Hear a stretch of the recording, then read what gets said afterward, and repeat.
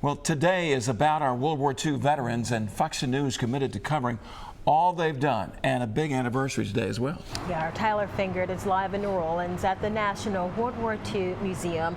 He's been there all day, and Tyler, they're getting ready to wrap things up. Yeah, they are, Lanice and Byron. They've been here pretty much all day doing events from 6:30 until about 10 o'clock tonight. And the overwhelming message is the service and sacrifice. World War II veterans from across the nation came here to see the museum that honors and remembers all they've done. A moment of silence honoring those who made their mark 75 years ago.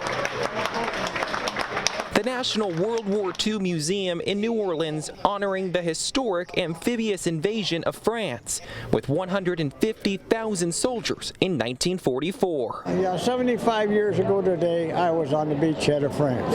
For a long time, I really didn't want to talk about it, and I'd rather kind of put it behind me. About 100 D-Day and World War II veterans at the museum for the commemoration. I wouldn't miss it. I knew it was going to be good, and that's why I came. The events at the museum centered around the veterans who served, allowing living history to share their stories. We feel that the 75th is probably the last major anniversary where we're going to have that veteran presence that's so very important to this museum, and I think a lot of places commemorating D-Day today. And so we want to make sure that we are truly paying tribute to them in the biggest and best way possible. The 75th anniversary of D-Day was a chance for outreach. The museum taking full advantage, making sure they're engaging kids. Sharing that with the next generation of students and lifelong learners is really critical for our mission.